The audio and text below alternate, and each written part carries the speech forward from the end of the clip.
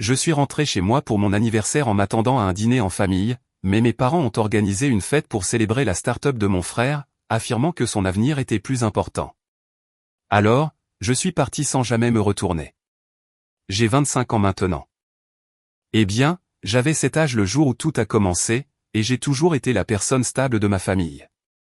Vous savez le genre. Je n'ai jamais causé de problème, j'ai toujours géré les choses seul, j'ai gardé la tête basse, j'ai eu de bonnes notes, je me suis tenu à l'écart des ennuis. Mon jeune frère, Ethan, était l'opposé en tout point, et mes parents adoraient ça. D'une certaine manière, le chaos d'Ethan était considéré comme de la passion, tandis que ma résilience tranquille était simplement attendue. Pas de louanges, pas de reconnaissance, juste supposé. Je suppose que certaines familles applaudissent les feux d'artifice et d'autres oublient le lampadaire qui a éclairé leur chemin tout ce temps. Le jour de mes 25 ans était censé être simple. Je n'avais pas demandé grand-chose, juste un dîner à la maison. J'avais travaillé à plein temps dans une autre ville. J'ai dû me démener pour trouver un poste de débutant juste après l'université, et l'argent était serré. Mais je n'étais pas revenu depuis des mois, et il me manquait. Même avec tout le favoritisme et les doubles standards au fil des ans, je pensais encore que peut-être, juste peut-être, cette fois serait différente. J'ai dit à maman 2 semaines à l'avance que je venais.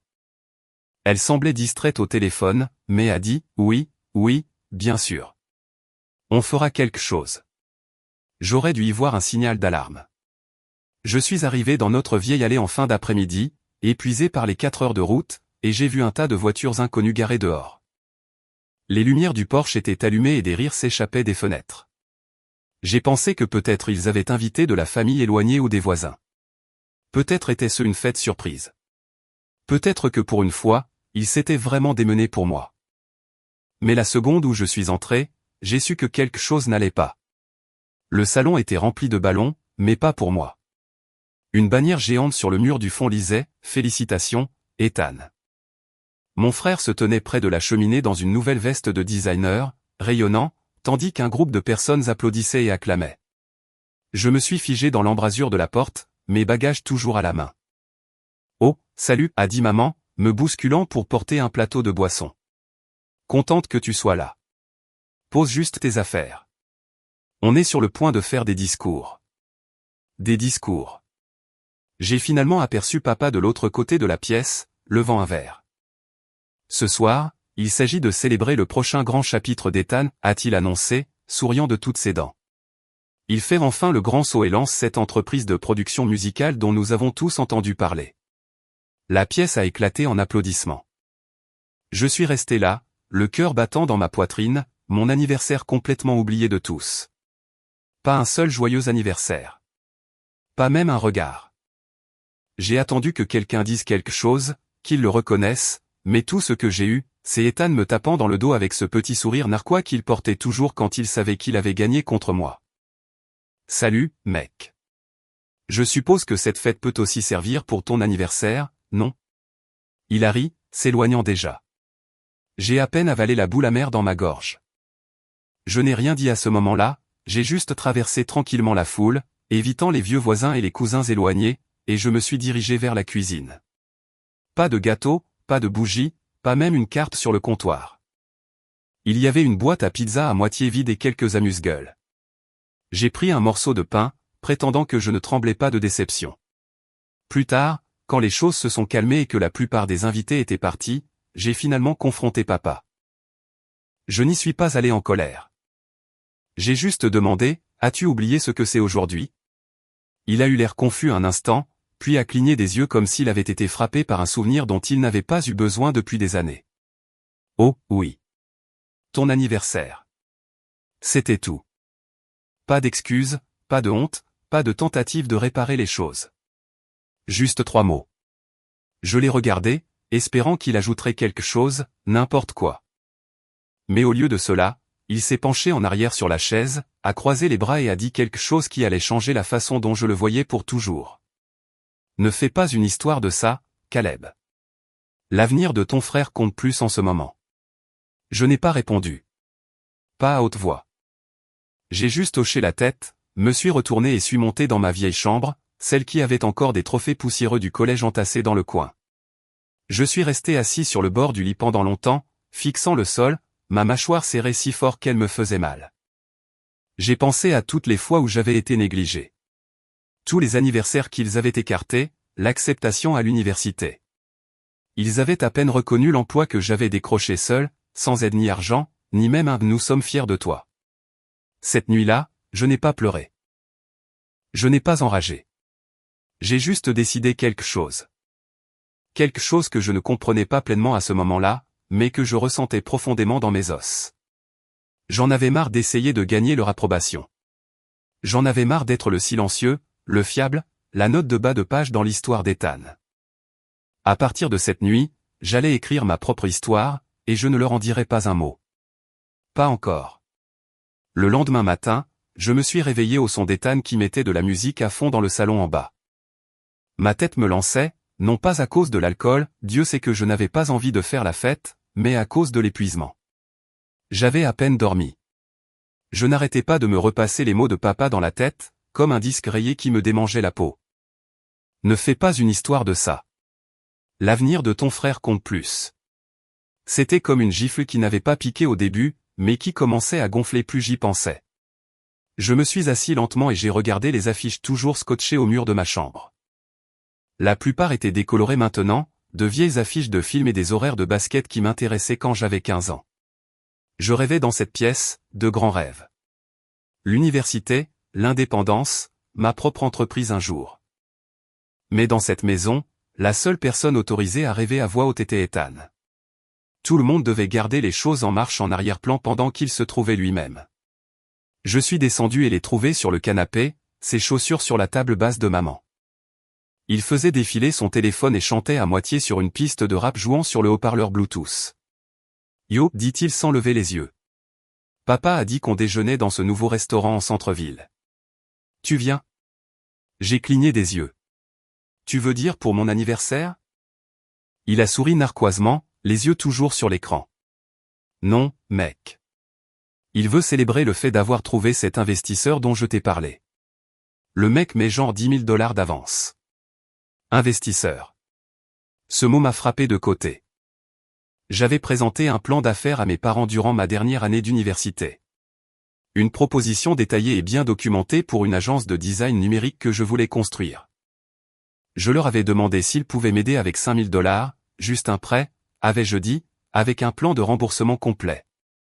Ils m'avaient dit que c'était trop risqué, que je devais me concentrer sur l'ascension de l'échelle de l'entreprise au lieu de courir après des chimères. Et maintenant, ils jetaient 10 000 $ à Ethan pour un studio de musique dans le sous-sol. Quelque chose s'est serré dans ma poitrine. Je n'ai rien dit, j'ai juste hoché la tête et suis sorti sur le porche pour prendre l'air. Les mois qui ont suivi n'ont pas été meilleurs. Après ce week-end, je suis retourné dans mon petit appartement loué, j'ai repris mon travail acharné et je me suis plongé dans le travail.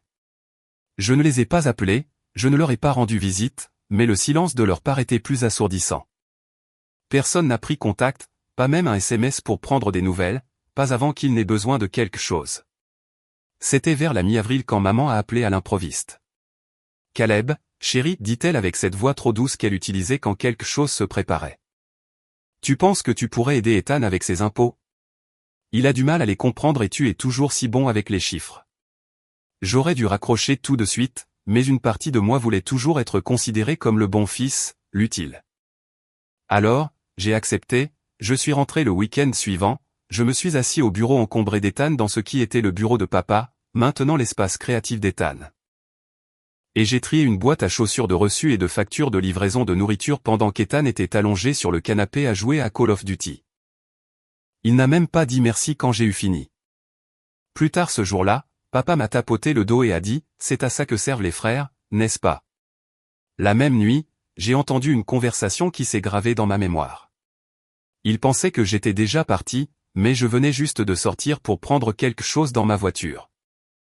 La fenêtre de la cuisine était entr'ouverte et je pouvais les entendre à l'intérieur. Papa, maman et Ethan riaient de quelque chose. Puis maman a dit, tu sais, je pense honnêtement que Caleb est le genre de gars qui continuera quoi qu'il arrive, peu importe comment on le traite. Il n'a pas besoin de grand-chose. Papa a rigolé. C'est ce que j'ai toujours dit. Il est solide. Ethan est celui que nous devons continuer à encourager. Il a le vrai talent, la vision. Ethan a reniflé. Caleb est pratiquement une calculatrice en pantalon. Ils ont tous ri. Je me souviens être resté là, une main sur la poignée de la portière de la voiture, l'autre serrée en un poing si fort que j'ai laissé de petits croissants dans ma paume. Je ne suis pas rentré. Je suis monté dans la voiture et suis retourné directement à mon appartement en silence. C'est à ce moment-là que quelque chose a changé en moi. Quel que soit le fil qui me reliait à eux, un espoir fragile que les choses pourraient changer, s'est rompu net. J'ai arrêté de répondre aux appels, j'ai bloqué les discussions de groupe. Je ne suis même pas rentré pour Noël. Mon téléphone a vibré toute la journée ce matin-là avec des messages comme « Nous dînons à 18h si tu changes d'avis ». Et ne sois pas dramatique, Caleb. J'ai passé la journée dans mon appartement seul, une lasagne surgelée au four, regardant la neige recouvrir les rues à l'extérieur. Et pour la première fois depuis des années, je ne me suis pas senti seul. Je me suis senti libre. Ils n'ont pas compris l'allusion. 2 mois plus tard, j'ai reçu une lettre par la poste, une invitation de mariage. Ethan allait se marier. Elle s'appelait Carly. Je l'avais rencontrée une fois brièvement. Elle semblait douce, un peu calme. Je ne la connaissais pas vraiment.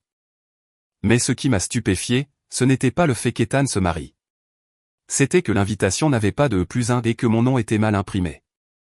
Caleb Jensen avec un K.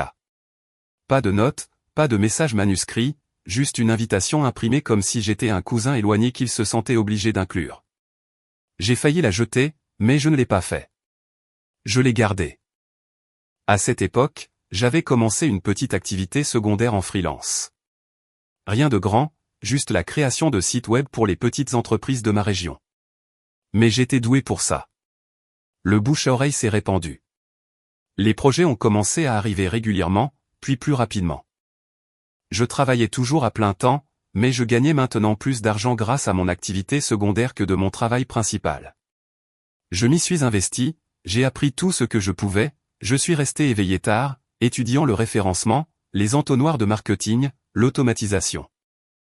Je me suis formé au logiciel de conception, j'ai lancé des campagnes publicitaires et j'ai travaillé comme un fou. Et je n'en ai jamais dit un mot à ma famille. Pendant ce temps, le studio de musique d'Ethan perdait de l'argent. Je le savais parce qu'il avait accidentellement posté une story sur Instagram montrant son équipement en vente. Légende, c'est nul quand les rêves coûtent plus cher qu'ils ne rapportent. Il l'a ensuite supprimé, mais je l'ai vu et je ne me suis pas senti mal. Peu de temps après, maman a rappelé. Cette fois, il s'agissait du mariage. Et, chérie, a-t-elle commencé, faussement décontractée. Alors, à propos du mariage d'Ethan. On pense que tu pourrais peut-être aider un peu financièrement. Ça signifierait beaucoup. J'ai laissé le silence s'étirer avant de répondre, pourquoi ferais-je ça? Elle a été prise au dépourvu. Eh bien, parce que tu t'en sors plutôt bien, n'est-ce pas? Ethan a un peu de mal et les parents de Carly ne contribuent pas beaucoup. Et vous voulez que je paie la facture? Pas tout, chérie. Juste quelques petites choses. Peut-être la compte de la salle ou le digi. Tu sais, Ethan a toujours été plus un créatif qu'un homme de chiffres. J'ai ri. Pour la première fois depuis des mois, j'ai vraiment ri. Vous réalisez qu'aujourd'hui, c'est la première fois que vous m'appelez en plus de 5 mois, n'est-ce pas? Caleb, ne sois pas mesquin. J'ai failli exploser. Mesquin? Vous avez oublié mon anniversaire, financé la fausse entreprise d'Ethan, vous vous êtes moqué de moi dans mon dos, et maintenant vous voulez de l'argent parce que vous pensez que je vais bien. Vous pensez que je lui dois quelque chose.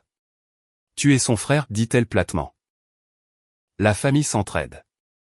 J'ai mis fin à l'appel. C'est à ce moment-là que j'ai commencé à planifier. Ce n'était pas encore une vengeance. Mais c'était une préparation. J'avais fini de réagir. À partir de maintenant, j'aurai 10 coups d'avance. J'ai commencé à tout documenter. De vieux SMS, des messages vocaux, des emails. J'ai sauvegardé des captures d'écran des publications d'Ethan, des demandes de maman, des commentaires dédaigneux de papa. J'ai même gardé l'invitation de mariage incorrecte. Tout. Parce que quelque chose me disait qu'il n'avait pas encore fini. Et j'avais raison. 2 semaines avant le mariage, j'ai reçu un autre appel. Cette fois d'Ethan. Yo, dit-il. Alors, maman m'a dit que tu étais un peu radin pour le mariage. C'est quoi le problème? Je n'ai rien dit. Écoute, mec. Je sais qu'on n'est pas toujours d'accord, mais je pensais vraiment que tu te bougerais. Carly est stressée. On est à court de fonds et tu restes assis là à empiler les billets. Tu ne sais rien de ma vie, ai-je dit. Il a ricané. C'est toi qui as ghosté la famille. Peut-être que si tu n'avais pas coupé les ponts avec tout le monde, tu ne te sentirais pas si mis à l'écart maintenant. Ce mot, mis à l'écart, comme si je n'avais pas été mis de côté depuis que nous étions enfants. Comme si tout ce schéma n'était pas en préparation depuis toute une vie. Je viendrai à ton mariage, dis-je, la voix calme. Attends, sérieusement? Il avait l'air vraiment surpris. Oui, je serai là. Et à ce moment-là, je savais déjà ce que j'allais faire. Mais je n'étais pas encore prêt. Ils avaient encore plus de dégâts à causer et une trahison de plus à livrer. Et quand elle est arrivée, je n'ai pas été surpris, mais eux oui. Je n'ai pas dormi la nuit où j'ai dit à Ethan que je viendrais à son mariage. Quelque chose dans la façon dont il avait l'air si suffisant au téléphone m'a donné la chair de poule. Ce n'était pas du soulagement, c'était de la présomption. Il supposait que je reprendrais ma place, que je me montrerais et ferais ce que j'avais toujours fait. Jouer le soutien, être le grand frère qui hoche la tête, signe le chèque, puis disparaît en arrière-plan comme un éclairage de scène après le salut final. Mais pas cette fois. Pourtant, je n'étais pas prêt pour ce qui allait arriver. Environ une semaine avant le mariage, maman a rappelé. J'ai hésité à répondre, mais j'ai décroché, plus curieux qu'autre chose. Sa voix était coupante et étrangement formelle, comme si elle lisait un script qu'elle n'aimait pas. Il y a eu un changement, dit-elle. J'ai attendu. Les parents de Carly craignent que la liste des invités ne soit trop longue, alors nous avons dû faire quelques ajustements. Ajustements? Je savais ce qui allait arriver avant qu'elle ne le dise. Tu es toujours invité, bien sûr, mais nous allons te faire asseoir à l'une des tables extérieures. Juste pour le dîner. C'est une question d'espace. Extérieur, répétai-je, impassible. Ce sera agréable. Parasol, plein air. C'est juin et honnêtement, nous pensions que ça ne te dérangerait pas. Tu n'es pas très sociable. Pas sociable. J'ai fermé les yeux et respiré par le nez. C'était ce que j'étais pour eux maintenant. Un awkward placeholder à ranger dans un coin d'une séance photo. Bien sûr, dis-je. C'est bon. Mais ce n'était pas bon. Ce n'était même pas près de l'être parce que 3 heures plus tard, mon ancien colocataire d'université m'a envoyé un message de nulle part. Yo, question bizarre. Tu vas au mariage d'Ethan Jensen le week-end prochain? J'ai cligné des yeux devant mon téléphone. Comment sait-il ça? Il a suivi avec une capture d'écran. Carly avait posté la liste complète de la noce sur Facebook. Chaque garçon d'honneur, demoiselle d'honneur, et même les cousins éloignés étaient tagués avec des légendes élogieuses. Mon nom n'était pas là. Mais vous savez qui était là? Brad? Mon ancien colocataire qui n'avait pas parlé à Ethan depuis des années. Attends, j'ai tapé. Tu es garçon d'honneur, a-t-il répondu. Je suppose que Carly m'a appelé et m'a dit qu'Ethan voulait que de vieux amis soient impliqués. Je pensais que tu étais le témoin ou quelque chose comme ça. J'ai fixé le message pendant longtemps. Je n'étais pas seulement mis de côté. J'étais remplacé. Je n'ai pas répondu à Brad. Je n'ai pas dit un mot à ma famille non plus. J'ai juste fixé le plafond de ma chambre cette nuit-là avec une réalisation accablante. Je n'étais pas leur fils. J'étais leur outil. Et comme tous les outils qu'ils possédaient, ils ne me sortaient que quand ils avaient besoin de réparer quelque chose. Cette nuit-là, quelque chose s'est brisé en moi. Ce n'était pas dramatique. Il n'y a pas eu de larmes, pas de porte claquée, juste un lent effondrement, comme si quelqu'un avait enfin coupé le dernier fil effiloché qui me reliait à la version de moi-même qui essayait toujours d'être assez pour eux. Le lendemain matin, j'ai pris un jour de congé pour la première fois depuis plus d'1 an. Je suis resté à la maison, recroquevillé sur le canapé de mon appartement, sans bouger pendant des heures. J'ai sauté des repas, j'ai laissé la vaisselle s'accumuler, les emails sont restés sans réponse. J'ai ignoré les appels, les délais ont glissé. Le travail qui me nourrissait autrefois a commencé à me sembler insignifiant. L'entreprise que j'avais construite en parallèle. J'ai arrêté d'ouvrir les messages des clients. Je ne pouvais pas me concentrer, je ne pouvais pas créer. J'avais touché le fond et personne ne l'avait remarqué. Ni mes parents, ni Ethan, ni même mes collègues. Chacun avait ses propres préoccupations. Et la vérité était que j'avais appris aux gens à penser que j'étais invincible. Calme, capable, gérant toujours les choses. Alors, quand j'ai commencé à m'effondrer, personne n'est venu me chercher. Les jours se sont transformés en une semaine, puis en 2. J'étais en retard sur mon loyer. Mon frigo était vide. Je vivais de crackers et de tout ce que je pouvais trouver dans le garde-manger. Mon propriétaire a laissé un mot sous ma porte à propos des paiements manqués. Je n'arrivais même pas à m'en soucier.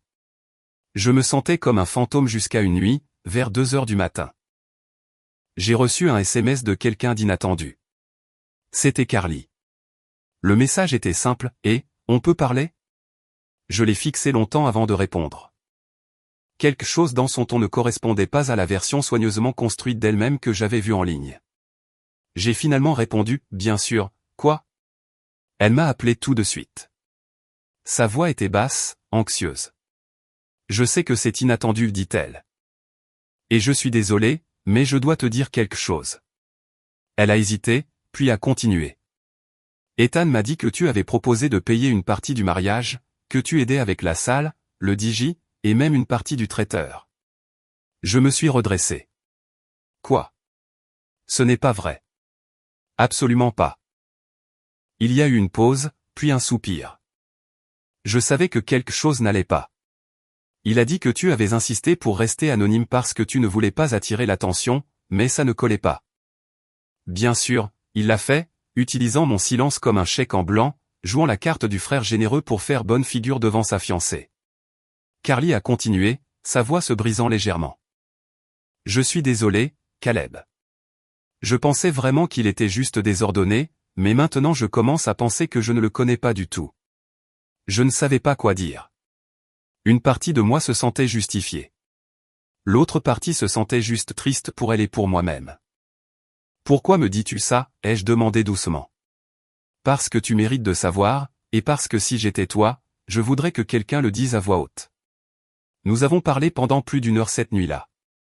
Elle m'a dit des choses que je ne savais pas. Comment Ethan avait menti sur son entreprise. Comment il avait emprunté de l'argent à ses parents, promettant de l'investir et l'avait ensuite utilisé pour acheter des lumières de studio et des enceintes qu'il n'avait jamais déballées. Comment il se moquait des gens qui avaient des emplois de bureau ennuyeux et pourtant ne pouvaient pas payer ses factures de carte de crédit à temps. Il a dit que tu étais amer, a-t-elle admis. Que tu avais toujours été jaloux de lui. Que tu avais essayé de rivaliser mais que tu ne pouvais pas suivre. J'ai ri. Non pas parce que c'était drôle, mais parce que c'était familier. Bien sûr, c'était l'histoire qu'il racontait. C'était toujours l'histoire. Caleb, le rabat-joie froid et calculateur. Ethan, l'esprit libre, injustement accablé par un grand frère ennuyeux qui ne le comprenait pas. Merci de me l'avoir dit, dis-je finalement. Elle a fait une pause. Tu viens toujours au mariage. Je n'ai pas encore décidé. Une autre pause. Si tu viens, s'il te plaît, n'apporte pas de cadeau. Cela m'a fait rire. Tu es la première personne à me dire ça. Nous avons terminé l'appel en bons termes. Et pour la première fois depuis des semaines, j'ai senti quelque chose traverser le brouillard dans lequel je vivais. Non pas de l'espoir, pas encore, mais une direction. Cette nuit-là, j'ai fait une liste. Pas un plan de vengeance, pas encore. Juste une liste de tout ce que je devais faire pour me remettre sur pied. Rouvrir les messages des clients. Effacer l'arriéré. Remettre le loyer à jour. Recommencer à économiser, enregistrer l'entreprise, construire officiellement un site web de portfolio, postuler à ce programme d'accélérateur que j'avais mis en signet. Tout ne s'est pas fait d'un coup. En fait, c'était brutal au début. Ma motivation venait par à-coups. Certains jours, je restais encore assis en silence pendant des heures, mais chaque jour, je cochais au moins une chose. J'ai commencé à mettre des minuteurs. 30 minutes de concentration, puis repos, répété. Les clients ont commencé à revenir. J'ai eu une recommandation de quelqu'un à qui je n'avais pas parlé depuis 1 an. J'ai lancé mon site, créé des études de cas, pris de meilleures photos de mon travail, bien identifié mon service, conçu un nouveau logo, lancé un Instagram pour mon agence. En 1 mois, j'avais 3 clients en contrat récurrent, gagnant plus que je n'avais jamais fait en un seul mois auparavant. J'ai enfin remboursé ce que je devais en loyer, j'ai même remplacé mon ordinateur portable cassé par une toute nouvelle machine. Et tout cela, je l'ai fait sans en dire un mot à ma famille. Ils n'avaient aucune idée de qui je devenais, mais bientôt ils le sauraient parce qu'il me restait une dernière chose sur cette liste, et cela impliquait de me présenter au mariage. Non pas comme le frère oublié, mais comme quelqu'un qu'ils n'avaient jamais vu venir. Et la meilleure partie, ils n'avaient pas encore livré la trahison finale, mais elle allait arriver. Et quand elle le ferait, je serais prêt. Je n'ai pas RSVP pour le mariage. C'était délibéré, pas par méchanceté, pas par paresse. Je voulais qu'ils se demandent, qu'ils devinent, qu'ils en parlent. Je voulais qu'ils ressentent mon absence avant même que je ne mette les pieds dans la pièce. Et croyez-moi, ils l'ont fait. J'ai entendu par une vieille voisine, Madame Gentry, que ma mère paniquait légèrement la semaine avant le mariage. J'avais croisé Madame Gentry à la poste et, contre mon meilleur jugement, j'avais fait la causette. Il s'avère qu'elle était invitée au mariage et a supposé que je devais y aller. Il n'arrêtait pas de demander si vous veniez, dit-elle, se rafraîchissant avec un flyer de coupons. Votre mère a dit au fleuriste que vous étiez trop occupé avec des trucs techniques pour aider, mais elle avait l'air d'avoir mangé des citrons acides. J'ai souri poliment, mais à l'intérieur, je savourais chaque mot. La vérité était que j'avais été très occupé. Au cours du dernier mois, j'avais tranquillement construit quelque chose que personne dans ma famille ne savait exister. Mon activité de conception freelance était devenue une entreprise légitime, Jensen Creative Company, avec un véritable compte bancaire LLC, une identité de marque et plus de clients que je ne pouvais en gérer seul. J'avais même embauché 2 sous-traitants, un pour la rédaction, un pour le développement back-end.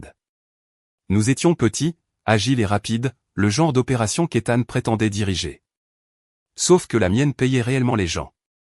Et je ne me suis pas arrêté là. J'ai pris une partie de ce flux de trésorerie croissant et l'ai investi agressivement. Cours, outils de référencement, publications sponsorisées. Mon entreprise, Instagram, a commencé à gagner du terrain. De même que mon LinkedIn. Quelques tweets viraux de professionnels du secteur ont généré du trafic vers mon nouveau site web et j'ai commencé à recevoir des demandes de la part de véritables startups. J'étais sur la bonne voie, mais je n'avais pas oublié, loin de là. Pendant qu'ils préparaient un mariage, je préparais une performance. La vengeance n'allait pas être mesquine. Je n'allais pas faire de scandale à la cérémonie ou faire un discours dramatique. Ce n'était pas mon style. Non, cela allait être plus lent, plus tranchant, plus chirurgical. Alors, j'ai commencé à rassembler des pièces. D'abord, j'ai rappelé Carly avec précaution. Je ne voulais pas la brusquer, mais j'avais des questions et elle, étonnamment, avait des réponses. Est-ce qu'Ethan t'a dit comment il a financé les dernières semaines, lui ai-je demandé le plus naturellement possible. Carly a hésité. Il a dit qu'il avait obtenu un prêt d'un ami. J'ai presque ri. Tu crois ça? Non, a-t-elle admis doucement, mais à ce stade, j'essaie de ne pas remettre en question tous les mensonges. Elle avait l'air fatiguée, vaincue. Cela m'a un peu serré la poitrine pour elle. Elle ne méritait pas ça et quelque chose me disait qu'elle savait que tout était faux mais se sentait trop profondément impliquée pour faire marche arrière. C'est alors que j'ai demandé avec précaution, a-t-il mentionné mon nom en rapport avec les finances? Une autre pause. Il a dit que tu étais l'un des donateurs pour la salle, que tu voulais rester anonyme, mais qu'il te ferait honneur dans son discours. J'ai levé les yeux au ciel si fort que je m'en suis donné mal à la tête. Il ment encore, dis-je. Je n'ai pas donné un sou. Il y a eu un silence de sa part. Puis j'ai pensé que c'était la première graine. Au cours de la semaine suivante, j'ai commencé à faire ce que je fais le mieux, de la recherche. Une recherche tranquille, invisible, ciblée. J'ai trouvé l'ancien site web du studio d'Ethan. Il était à peine fonctionnel. Pas de portfolio, pas de système de réservation, juste quelques photos qu'il avait clairement prises en une seule fois pour simuler plusieurs sessions. J'ai vérifié le domaine via WA et j'ai découvert qu'il était sur le point d'expirer. Il ne l'avait même pas configuré pour un renouvellement automatique. Amateur. Ensuite, j'ai consulté son LinkedIn public. Il disait qu'il était PDG de J Production LLC, mais une recherche rapide dans le registre des entreprises. Aucune entreprise de ce type n'existait, ni dans notre État, ni dans les États voisins. Le gars n'avait même pas enregistré de nom commercial. Puis sont venus les témoignages de clients, clairement faux. J'ai effectué une recherche inversée d'images sur les photos de profil de son site. Photos d'archives, chacune d'elles. Il construisait son rêve sur du carton. J'ai commencé à tout collectionner. Capture d'écran, PDF, liens d'archives. J'ai même sauvegardé ses stories Instagram au cas où il les supprimerait plus tard. Des publications où il se vantait de clients qu'il n'avait jamais eus. Des commentaires où il insinuait que je finançais son rêve. Tout allait dans un dossier intitulé « Ou pour plus tard ». Mais je ne prévoyais pas seulement de l'exposer. Je voulais l'éclipser. Alors j'ai fait le coup ultime. J'ai acheté un stand. Voyez-vous, Ethan se vantait depuis des mois que son mariage allait lancer sa marque. Il prévoyait une petite table promotionnelle à la réception pour EJ Productions. Carte de visite, code QR, un diaporama en boucle sur une tablette. Je le savais parce que Carly l'avait mentionné une fois avec un soupir. Il pense que les gens vont le réserver juste parce qu'ils aiment le gâteau. Alors, j'ai passé un coup de fil. Quelques années auparavant, l'un de mes anciens professeurs de design avait pris un poste de directeur lors d'un salon de l'entrepreneuriat local. Il avait lieu tous les mois de juillet. Des tonnes d'investisseurs, de chefs d'entreprise, de start-up, de presse. Je n'avais jamais eu le temps d'y aller. Cette année, j'ai pris le temps. Je lui ai dit que j'étais prêt à présenter mon entreprise. Il se souvenait de moi, m'aimait bien, et le mieux, c'est qu'un des stands premium venait de se libérer suite à une annulation de dernière minute. C'était cher, mais je pouvais me le permettre maintenant. Et voici la meilleure partie. L'expo avait lieu la veille du mariage d'Ethan. Même ville, même personne. En fait, beaucoup des mêmes amis de la famille qui assistaient au mariage assisteraient également à l'expo. Papa s'était déjà vanté sur Facebook que le réseau d'Ethan grandissait grâce à des événements comme celui-ci. J'avais un plan.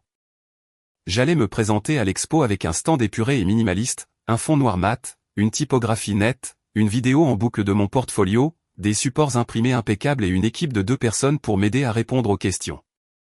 Le tout sous la marque Jensen Creative Company. Pas de logo bruyant, pas de faux témoignages, pas d'argent emprunté, juste des résultats. J'ai même conçu une brochure spécifiquement pour l'événement, présentant de vraies études de cas de clients et une page intitulée « Le parcours de nos fondateurs ». Elle comprenait un court texte. Après des années à construire en silence, Caleb Jensen a transformé sa frustration face au goulot d'étranglement créatif des entreprises en un studio de marque agile et prospère, axé sur un design élégant et des résultats concrets. C'était la seule fois où je me suis mentionné. Laissez-les faire le lien. Laissez-les réaliser que je n'étais plus le frère qui aidait avec les factures. J'étais celui qui les signait. Chaque jour qui me rapprochait du mariage, je devenais plus fort. Je dormais à nouveau, je mangeais bien, je m'entraînais. Ma confiance était plus aiguisée, ma posture plus droite. J'entrais dans les pièces comme si j'y appartenais, car maintenant c'était le cas. Une semaine avant le mariage, j'ai enfin débloqué mes parents juste assez longtemps pour laisser leur message arriver. Maman, impatiente de te voir à la cérémonie, Caleb. Fais-nous savoir si tu amènes quelqu'un. Papa, tu vas adorer l'endroit. Ethan prépare vraiment quelque chose d'impressionnant. Il y aura peut-être même du réseautage pour toi aussi. J'ai failli rire. Ethan, apporte tes cartes de visite. Les gens vont te demander ce que tu fais. Il n'avait aucune idée. Carly m'a envoyé un message la veille du mariage. Un seul message. Si tu viens demain, porte quelque chose d'élégant. J'ai l'impression que les gens vont te regarder différemment. J'ai répondu, ils le font déjà. Puis j'ai réglé mon réveil à 6 heures du matin, repassé mon costume, préparé mon kit pour l'expo et je me suis préparé à devenir quelqu'un qu'il ne négligerait plus jamais. Mais ce qu'aucun de nous ne savait, pas encore, c'est que le mariage n'allait pas se dérouler comme prévu, car Ethan était sur le point de faire un dernier geste désespéré, et cela allait tout changer. Le matin du mariage, je me suis réveillé avant mon réveil, non pas par nervosité, mais par concentration, ce calme électrique et aiguisé que l'on ressent quand tout est en place, quand le travail est fait. Les pièces sont alignées et qu'il ne reste plus qu'à entrer dans le moment que l'on a construit. J'ai enfilé le même costume bleu marine sur mesure que j'avais porté à l'expo la veille, toujours impeccable après le succès d'hier. Le stand s'était mieux passé que je ne l'avais imaginé. J'avais imprimé 200 brochures, toutes parties en quelques heures. 4 chefs d'entreprise différents avaient demandé des rendez-vous. L'un voulait réserver une refonte complète de sa marque, mais rien de tout cela ne se comparait à ce qui s'est passé vers midi. Je revenais du stand de déjeuner quand j'ai entendu mon nom, Caleb. Je me suis retourné et me suis retrouvé face à face avec 2 personnes familières, M et Madame Ross, 2 vieux amis de mes parents. Je ne les avais pas vus depuis des années. Votre stand était fantastique, a dit Madame Ross, souriante. Nous venons de parler à votre partenaire. Ce que vous avez construit, c'est remarquable. J'ai cligné des yeux. Partenaire, elle a fait un geste derrière moi. Je me suis retourné et là se tenait Carly, vêtue d'un jean, d'un simple t-shirt, sans maquillage, juste son apparence calme et sereine. Nous avons croisé les regards et j'ai su qu'elle n'épousait pas Ethan. Je me suis excusé et je me suis approché. Elle a parlé la première. Il a encore menti, à propos de la salle, à propos du financement, à propos de tout. Mon cœur a battu la chamade. Il s'est passé quelque chose? Elle a hoché la tête. Hier soir, il m'a demandé de signer quelque chose, un accord de compte joint. Il a dit que c'était juste pour aider avec la logistique du jour, mais j'ai lu les petits caractères. Je n'ai pas parlé, j'ai juste écouté. Il essayait d'avoir accès à mon héritage, l'argent que ma grand-mère m'a laissé. Il m'a dit que cela irait directement dans notre avenir. Elle a eu un rire sec et amer. Je lui ai dit non. Il a explosé. Il a dit que je le sabotais, que j'étais comme toi. Cela m'a fait marquer une pause. Comme moi. Il a dit que tu étais jaloux, amer, que tu essayais de le ruiner depuis le lycée. J'ai levé un sourcil. Tu lui as dit que tu étais à mon stand? Elle a souri faiblement. Je n'ai pas eu l'occasion. J'ai fait mes valises, laissé la bague sur le comptoir et je suis parti avant l'aube. Il y a eu un long silence et puis j'ai dit, tu veux toujours aller au mariage? Elle a ri. Seulement si je peux m'asseoir à côté de toi. Nous sommes arrivés à 16 heures précises. La salle était une propriété de style chic avec une immense fontaine devant, des chaises pliantes blanches louées disposées en rangées soignées et un groupe en direct jouant quelque chose de vaguement romantique. Les invités déambulaient, vêtus de costumes en lin et de robes pastel, sirotant du champagne et prenant des photos sous des guirlandes lumineuses. C'était parfait, sauf qu'il n'y avait pas de mariés. J'ai aperçu maman et papa en premier. Maman était dans une robe bleu ciel, faisant les 100 pas furieusement près de la tente nuptiale. Papa se tenait à proximité, chuchotant dans son téléphone comme si c'était un détonateur de bombes. Et puis Ethan a émergé, cheveux gominés, visage rouge, costume froissé de sueur. Il s'est figé quand il nous a vus. Ses yeux se sont posés sur Carly et se sont écarquillés d'incrédulité. « Tu te moques de moi » murmura-t-il, s'approchant à grands pas. « Tu l'as amené. » Carly est restée calme. « Non, Ethan. Je suis venu avec lui. » De rien. Il s'est tourné vers moi, le venin dans la voix. « Qu'est-ce que tu lui as dit, bordel ? » Je n'ai pas scié. Rien que tu n'aies pas déjà prouvé par toi-même. Il a essayé de rire, regardant autour de lui pour voir qui regardait. Tu penses que ça change quelque chose? Tout le monde est toujours là pour moi. Il ne se soucie pas de ta petite application ou de ce que tu fais. J'ai haussé les épaules. C'est bon. Je ne suis pas venu ici pour attirer l'attention. Carly a croisé les bras. Alors il ne s'en fera pas si je fais une annonce, n'est-ce pas? Avant qu'Ethan ne puisse réagir, elle est montée sur la petite scène surélevée près de la fontaine, celle où ils étaient censés échanger leurs vœux. Elle a pris le micro et l'a tapoté. La pièce est devenue silencieuse. Bonjour à tous. Je voulais juste vous faire savoir qu'il n'y aura pas de mariage aujourd'hui, et c'est normal. Les plans changent. Les gens changent, et parfois on découvre des choses sur quelqu'un qui montrent très clairement qu'il n'est pas votre avenir. Un silence stupéfait s'est abattu sur les invités. Carly a continué, la voix ferme. Je souhaite le meilleur à Ethan. Vraiment. Mais je n'épouserai pas quelqu'un qui me ment, manipule mes finances ou manque de respect à sa famille. Et surtout, je n'épouserai pas quelqu'un qui a passé des années à rabaisser son propre frère juste pour se sentir plus grand. Toutes les têtes se sont tournées vers moi. Je suis resté immobile, calme. Qu'il regarde. Et puis Carly a dit la dernière phrase. Oh, et au fait, si l'un de vous cherche une vraie entreprise à soutenir, jetez un coup d'œil à Jensen Creative Company. Ils avaient un stand à l'expo des startups hier. Ce sont de vrais professionnels. Des applaudissements polis, pas écrasantes, mais réels. Madame Ross a applaudi. Quelques autres aussi. Le visage d'Ethan était un portrait de confusion, de rage et d'incrédulité. Tu as monté ça, a-t-il sifflé, se tournant vers moi. Tu l'as empoisonné. Toi. Non, ai-je dit, le coupant enfin. Tu as fait ça toi-même. J'ai juste arrêté de nettoyer tes bêtises. Et puis je suis parti. Je suis parti avant que les invités ne commencent à filtrer, avant que les tantes ne viennent chuchoter leurs condoléances, avant que mes parents ne puissent transformer ça en un autre désastre causé par Caleb. Je n'avais pas besoin de voir leur réaction. Je savais déjà. Plus tard cette nuit-là, j'ai reçu un SMS de papa. Tu as fait ton point. Je n'ai pas répondu. Maman a enchaîné avec « Tu as humilié toute la famille ». À cela, j'ai répondu une ligne « Non, j'ai révélé la vérité. Vous n'avez juste pas aimé le public ». Ethan n'a pas envoyé de message du tout, mais 3 jours plus tard, j'ai reçu une demande PayPal de sa part pour $3000 étiquetée part de remboursement de la salle. Je l'ai refusé et l'ai bloqué. Dans les semaines qui ont suivi, tout a changé. Carly a déménagé de chez ses parents et a pris un emploi en marketing dans une start-up pour laquelle je faisais du design.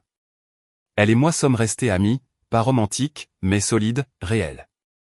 Mon entreprise a doublé ses revenus à la fin de l'été. J'ai acheté mon premier espace de bureau cet automne. Quant à mes parents, ils ont essayé d'appeler quelques fois de plus. Je les ai laissés en boîte vocale parce que voici la vérité. Quand vous avez passé toute votre vie à être le silencieux, le fiable, le moment où vous arrêtez de jouer leur jeu, c'est plus fort que n'importe quel éclat. Et parfois, le silence est la vengeance la plus assourdissante de toutes, surtout quand il est associé au succès. Il disait qu'Ethan avait la vision, mais au final, j'étais celui qu'il n'avait jamais vu venir.